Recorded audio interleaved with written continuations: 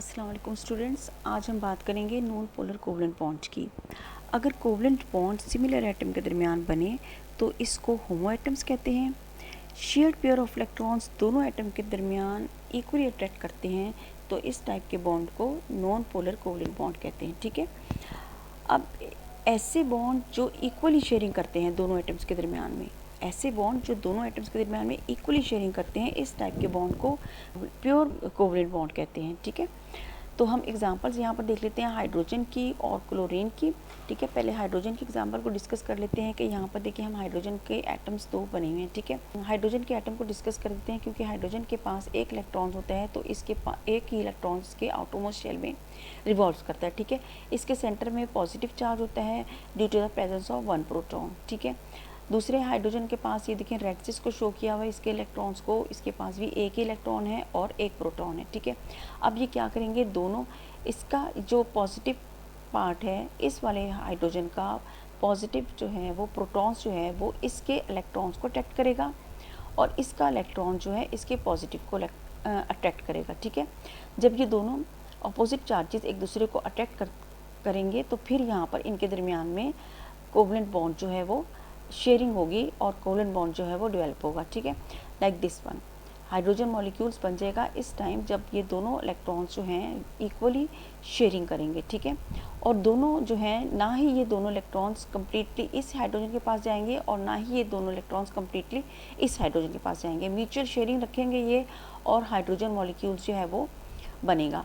अब हम क्या करते हैं कि यहाँ देख लेते हैं इस एग्जाम्पल में, यहाँ पर हमारे पास हाइड्रोजन प्लस हाइड्रोजन दूसरे हाइड्रोजन के साथ अट्रैक्शंस हो रही है, कोवलेंट बॉन्ड जो हैं वो बन रहे हैं। ठीक है, यहाँ पर ये हाइड्रोजन अपना इलेक्ट्रॉन इसको देगा और ये वाला हाइड्रोजन अपना इलेक्ट्रॉन इसको देगा, तो ये बॉन्ड क्या बनेगा 50%। कभी ये इलेक्ट्रॉन्स थोड़ी देर के लिए इसके पास आएगा और थोड़ी देर के लिए इसके पास, जितना टाइम इलेक्ट्रॉन इसके पास रहेगा उतना ही टाइम इलेक्ट्रॉन जो है दूसरे वाले हाइड्रोजन के पास रहेगा। ठीक है, 50% टाइम इसके पास रहेगा और 50% शेयरिंग इसके साथ करेगा। ठीक है, तो दोनों के दरमियान में ना कम्प्लीटली पॉजिटिव चार्ज आएगा, किसी के पास partial positive partial negative charges नहीं आएंगे। ठीक है, इनके दरमियान में कोई पार्शियल साइन नहीं होंगे, तो इस सूरत में ये क्या कहलाएंगे, नॉन पोलर कोवलेंट बॉन्ड बनते हैं जिनके दरमियान में कोई पार्शियल साइन नहीं है, ना पार्शियल पॉजिटिव ना partial negative, equal sharing of electrons हो रही है। ठीक है, इलेक्ट्रोनेगेटिविटी की बात करते हैं तो जब हम इलेक्ट्रोनेगेटिविटी का डिफरेंस देखते हैं ना तो हमें पता है कि हाइड्रोजन की इलेक्ट्रॉन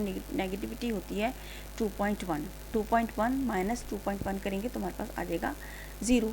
ठीक है, तो इलेक्ट्रॉन नेगेटिविटी जिनकी 0 होती है, 0 से 0.4 तक जाती है, तो वो नॉन पोलर कोवलेंट बॉन्ड कहलाते हैं।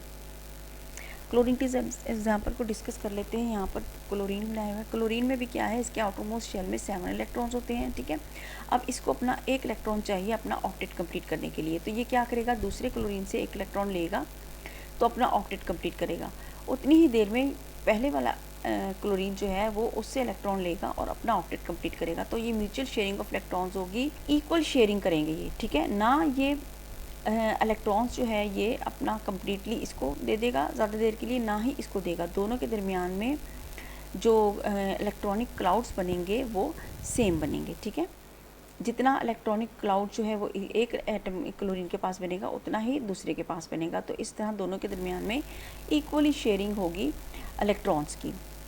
इलेक्ट्रॉन नेगेटिविटी इन दोनों की क्या होगी, 0 होगी, तो इलेक्ट्रॉन नेगेटिविटी देखते हुए भी हम इसको बता सकते हैं कि ये नॉन पोलर कोवलेंट बॉन्ड है। यहाँ पर कंपैरिजन दिया हुआ है मैंने non polar, polar and ionic bond के दरमियान। ठीक है, नॉन पोलर कोवलेंट बॉन्ड देख लेते हैं, ये दो क्लोरीन एटम के दरमियान है, आउटर मोस्ट शेल में इनके 7 इलेक्ट्रॉन्स होते हैं। अब एक क्लोरीन ने अपना एक इलेक्ट्रॉन इसके साथ शेयर किया और दूसरे ने अपना एक इलेक्ट्रॉन इसके साथ शेयर करते हुए कोवलेंट बॉन्ड जो है ये बना। ठीक है, इक्वली शेयरिंग हुई है एटम्स की, तो और इनके ऊपर कोई चार्ज नहीं आया, ना पॉजिटिव ना नेगेटिव, तो इस सूरत में इनके दरमियान में क्या बना, नॉन पोलर कोवलेंट बॉन्ड बना। ठीक है, इलेक्ट्रॉन नेगेटिविटी देखते हैं हम इसकी, तो 0.0 से 0.4 तक इलेक्ट्रॉन नेगेटिविटी हो तो वो नॉन पोलर कोवलेंट बॉन्ड कहलाते हैं। पोलर कोवलेंट बॉन्ड क्या होते हैं, पोलर कोवलेंट बॉन्ड होते हैं जब इनके दरमियान में अनइक्वली शेयरिंग हो, लाइक हाइड्रोजन और क्लोरीन के दरमियान में आपको पता है कि हाइड्रोजन के आउटरमोस्ट शेल में सिर्फ 1 इलेक्ट्रॉन्स होता है और क्लोरीन के आउटरमोस्ट शेल में 7 इलेक्ट्रॉन्स होते हैं। तो क्योंकि क्लोरीन के पास ज़्यादा इलेक्ट्रॉन है, ज़्यादा इलेक्ट्रॉन एक्टिविटी है, तो ये ज़्यादा पावर से हाइड्रोजन को अपनी तरफ, हाइड्रोजन के इलेक्ट्रॉन्स को अपनी तरफ खींचेगा और ज़्यादा देर तक अपने पास इलेक्ट्रॉन रखेगा। ठीक है, तो इसलिए उसके पास पार्शियल नेगेटिव साइन आएगा और हाइड्रोजन के पास पार्शियल पॉजिटिव साइन आएगा।